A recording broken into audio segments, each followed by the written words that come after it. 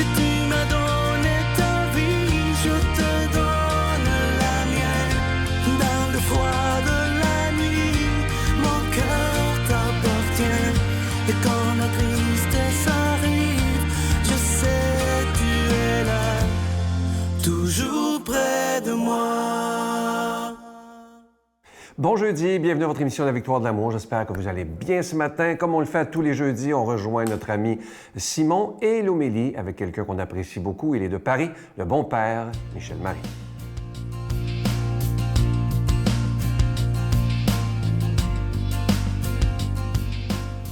Bonjour tout le monde. Aujourd'hui, nous allons méditer ensemble sur les mots du credo « Je crois à la Sainte Église catholique ».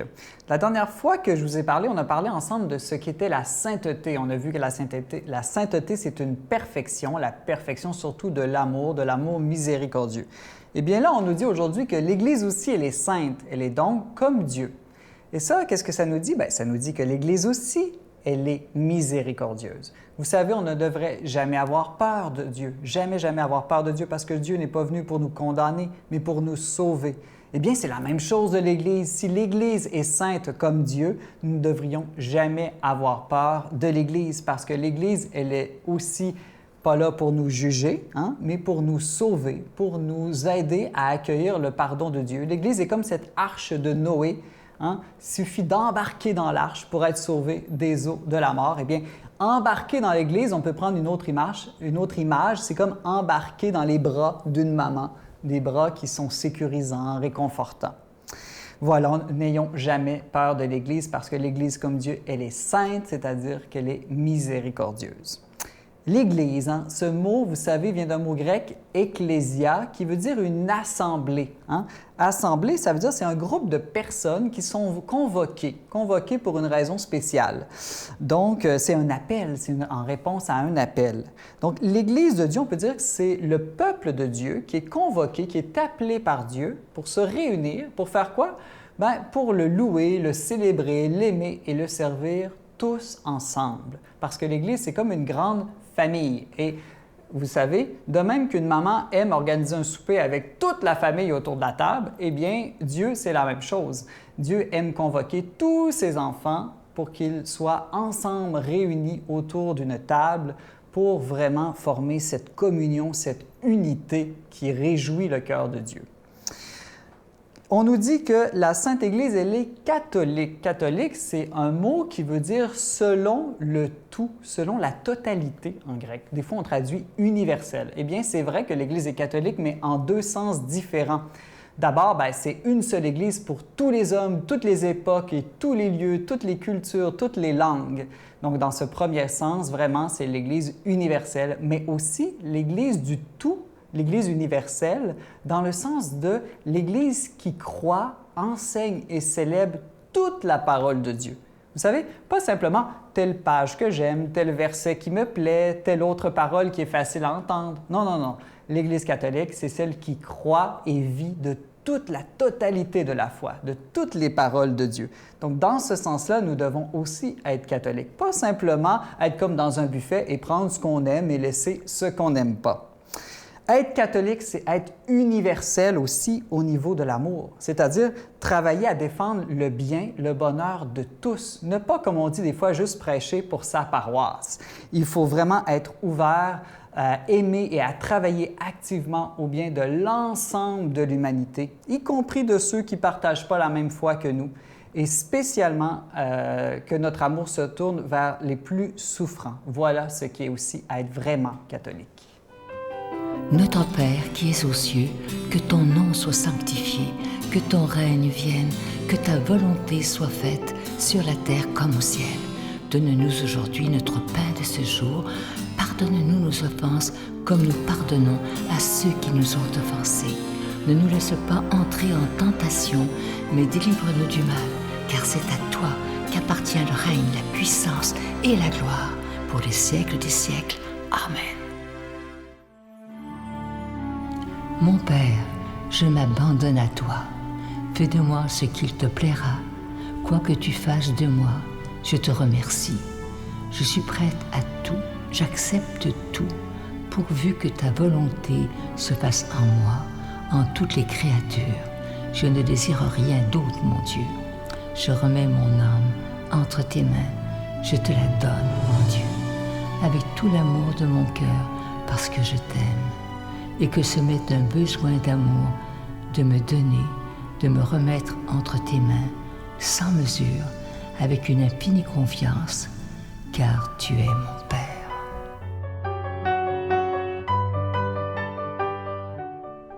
Comme je vous le dis depuis quelques semaines, en ce mois de juillet, il n'y aura pas de cadeau du mois. Vous savez que pour la victoire de l'amour, au niveau des dons, l'été, c'est toujours plus difficile, mais moi, je fais totalement confiance en ce Jésus qui est le maître de l'impossible. Et je vous rappelle cette très belle phrase de Saint Paul dans la Bible qui dit, vous la voyez à l'écran, que chacun donne comme il a résolu en son cœur, sans tristesse ni contrainte, car Dieu aime celui qui donne avec joie. Ça veut dire qu'il faut que vous ne soyez pas triste de donner, il ne faut pas que vous vous sentiez obligé, mais que vous le fassiez avec beaucoup de bonheur en disant « Moi, je veux faire ma petite part afin que la parole de Dieu soit annoncée. » Et Dieu sait qu'on en a besoin en cette période que nous vivons présentement. Alors, je vous donne l'adresse, la Victoire de l'amour, case postale 120, succursale Boucherville à Boucherville, le J4B 5E6, je vous la redonne. La Victoire de l'amour, case postale 120, succursale Boucherville à Boucherville, le J4B 5E6. Également par téléphone, par carte de crédit du lundi au jeudi. C'est pour la période estivale.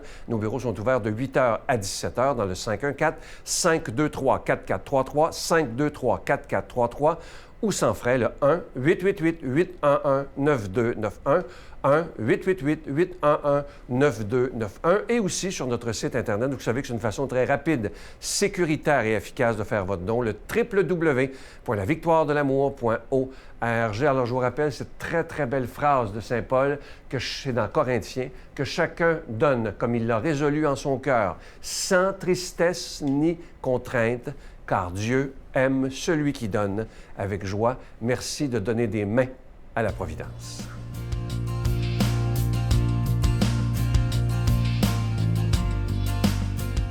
Mon Dieu, donnez-moi la sérénité d'accepter les choses que je ne peux changer, le courage de changer les choses que je peux et la sagesse d'en connaître la différence.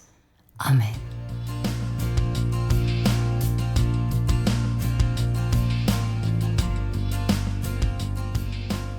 Bonjour à vous tous et bonne fête à toutes les Marie-Madeleine. Évangile de Jésus-Christ selon saint Jean. En ce temps-là, Marie-Madeleine se tenait près du tombeau, au dehors, tout en pleurs. Et en pleurant, elle se pencha vers le tombeau. Elle aperçoit 2 anges vêtus de blanc, assis l'un à la tête et l'autre aux pieds, à l'endroit où avait reposé le corps de Jésus. Ils lui demandent « Femme, pourquoi pleures-tu » Elle leur répond « On a enlevé mon Seigneur et je ne sais pas où on l'a déposé. » Ayant dit cela, elle se retourna. Elle aperçoit Jésus qui se tenait là, mais elle ne savait pas que c'était Jésus. Jésus lui dit « Femme, pourquoi pleures-tu ? Qui cherches-tu » Le prenant pour le jardinier, elle lui répond « Si c'est toi qui l'as emporté, dis-moi où tu l'as déposé et moi j'irai le prendre. » Jésus lui dit alors « Marie ». S'étant retournée, elle lui dit en hébreu « Rabboni », c'est-à-dire « Maître ».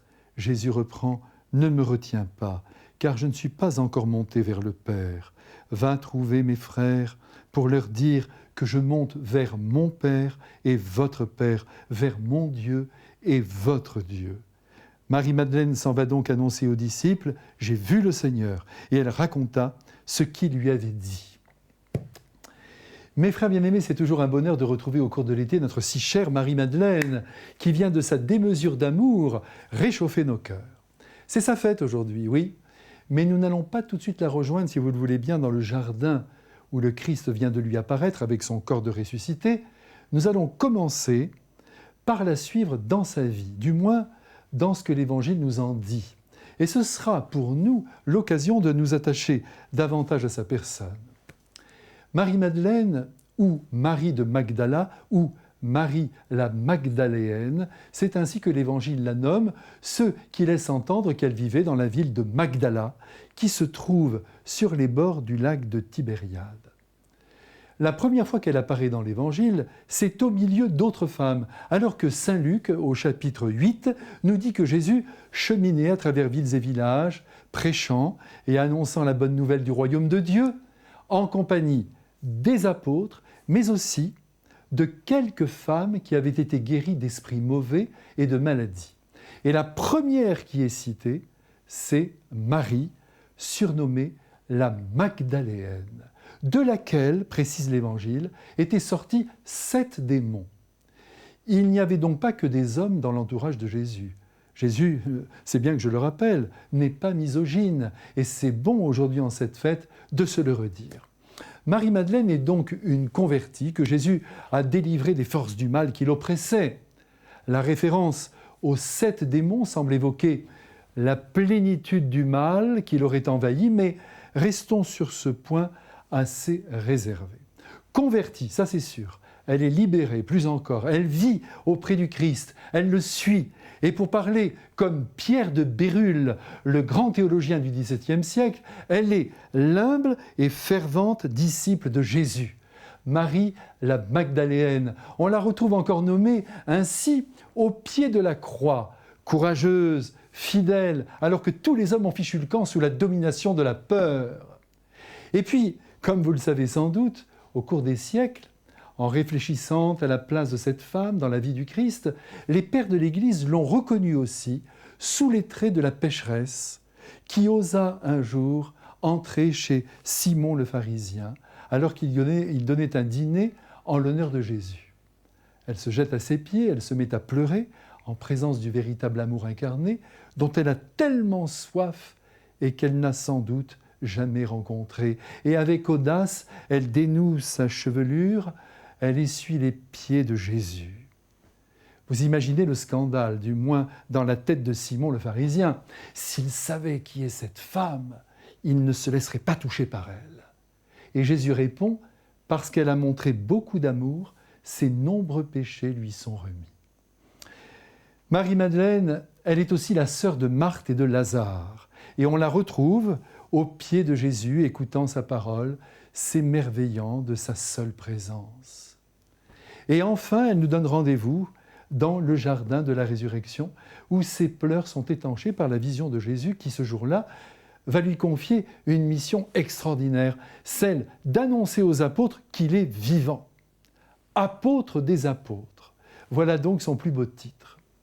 Marie-Madeleine, en ce jour, nous saluons en toi la puissance de ton amour pour le Christ. Aussi, je t'en prie, dilate notre cœur, rends-nous conscients de nos limites et de nos pauvretés, et que tout notre être, à ton exemple, de l'intelligence à la sensibilité, se lance pleinement dans la volonté d'aimer Jésus et tous nos frères avec l'intensité qu'ils méritent.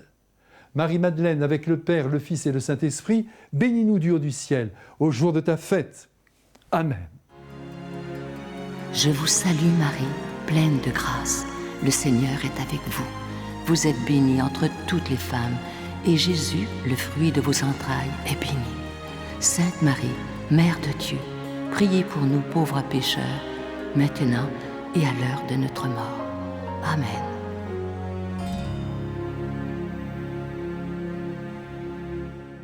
Avant de vous quitter, je vous invite à vous procurer le tout nouveau livre du Père Michel Marie. On ne le vend pas chez nous, il est disponible dans toutes les bonnes librairies au Québec. C'est un roman, ça s'appelle Le Passeur de Dieu.